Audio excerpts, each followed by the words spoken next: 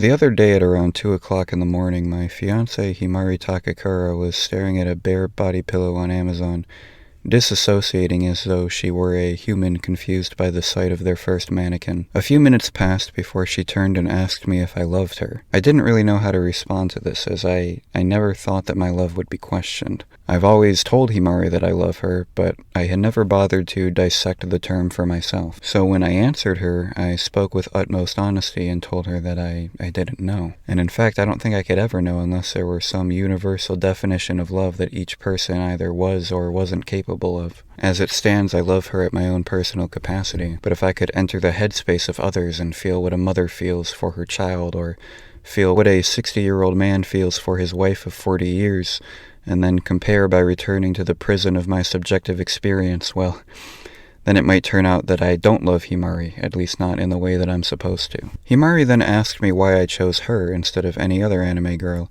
and I explained that the emotional weight of Penguin Drum, her animated series, had left me with a deep psychological void that could only be replenished by crafting my own destiny with her at my side. She then asked if I had never watched her show, would I have picked her pillowcase alongside all the other pillowcases on AliExpress, and I answered no, I would have picked none of them. With a faint watery twinkle in her eye, she asked me to explain. I could tell that she was trying to pinpoint my physical type and whether or not she fit the bill, so I explained that it's difficult for me to choose a waifu on the basis of physicality. For the sake of argument, let's say hypothetically that because I'm a black man, I'm partial to a nice ass. Imagine then I chose to make Aqua from Konosuba my waifu. First I'd have to fight off a few hundred weeboos, but that would be the easy part. Afterwards, Aqua and I would fall in love, and after 7 years together with a ring on her finger and a child on the way, I claim that our connection is profoundly intimate, characterized by an abyssal depth of mutual understanding. We've suffered immensely together, and in doing so, we've developed this celestial bond that has brought us together and driven us insane for each other. We know and we accept the idiosyncrasies of one another on every level. I declare that there is nothing in this world I love more than her, and there will never be anything in this world I love more than her. But then in my heart of hearts, I have to admit to myself that this ethereal union of our souls would not exist if Aqua had no ass. This realization doesn't necessarily soil the theoretical relationship between Aqua and I, as it's practically inevitable that any romantic relationship must be predicated on shallow prerequisites. But I feel as though it puts a dent in that supposed unique and transcendental Disney-esque love that so many people are searching for, including Himari. They often chase after this elusive love, lest they refer to their spouse as a fuckable best friend. So I explained to Himari that even if she did fit my physical type, whatever it may be, that could never be why I chose her. She wasn't satisfied with this answer, and she called me a nigger, which meant she had to put a quarter into the nigger jar, making 58 quarters this past week. This gave me $14.50 in spare change, and with this I bought some more chicken wings and a bag of apples. Once she cooled off, Himari asked me how I expressed the love that I am capable of giving,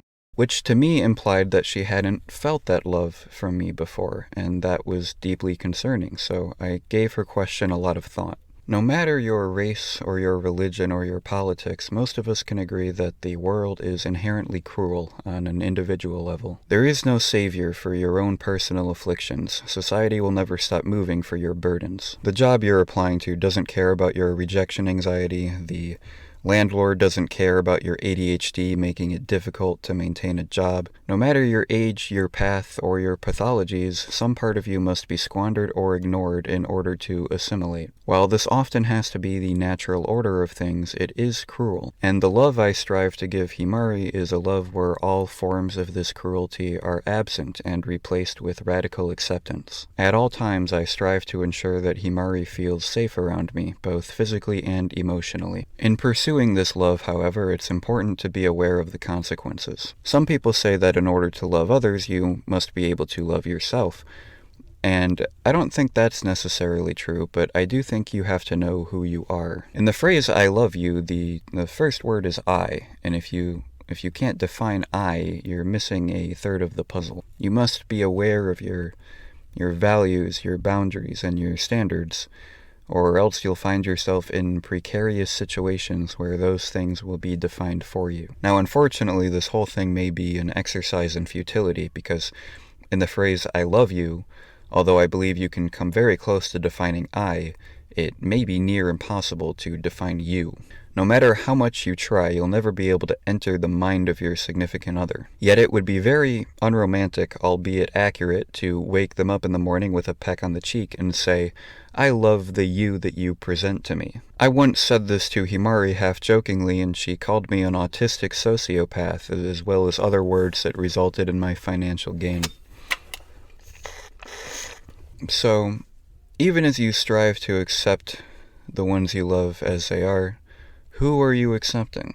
Are you accepting the man who cares for you in sickness, who writes you affirmations every morning and kisses your forehead every night, or the man who secretly wants to sleep with other women? Are you accepting the woman who does the same in return for her husband, or the woman who secretly lost attraction to him several years ago? Are you accepting the waifu who brings you chicken nuggies during a blizzard, or the waifu who sends naughty pictures to other men? You can always drive yourself mad with speculation, but if you're willing to acknowledge these risks and at least accept what's in front of you, I believe you can love. And at some point, attributes of your loved ones may surface that you deem unacceptable. Attributes that you know you can't compromise on.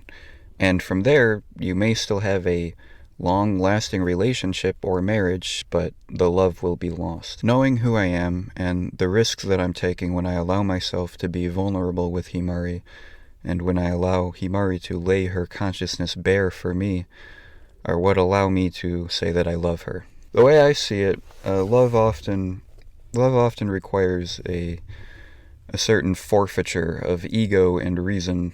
Over the course of our relationship, I've become less averse to taking her out in public, despite the embarrassment of being seen with an anime body pillow. I knew that she wanted more time outside, and so I overcame that fear for her. It's likely that when you love somebody, you'll steadily shed some percentage of who you once were, and whether it's for better or for worse, I believe it's all part of the process. In order to love, you might have to be a little scared sometimes. Of course, none of what I've said in this video applies anymore because Himari cheated on me like a whore. Near the end of our conversation, I asked her why she was even questioning my love at all after she sucked the cock of another man. And that's when she broke down crying, and revealed that supposedly the only reason she had cheated is because she finally watched the old Waifu Adventures episode where I revealed that my entire saga with her was just a joke. And I could see why she found that hurtful. Does it justify cheating? I don't know, but I could see her perspective, and so I explained to her that what she had failed to understand, that video in and of itself was a joke. I had only made that video in order to save face. Despite my inclination to poke fun at waifu culture, I myself have many of the traits that may lead somebody to dating an anime girl. The videos that I posted several years ago back in the day were definitely some kind of performance art, but I still loved Himari, and I assured her that it was never a joke. We were never a joke.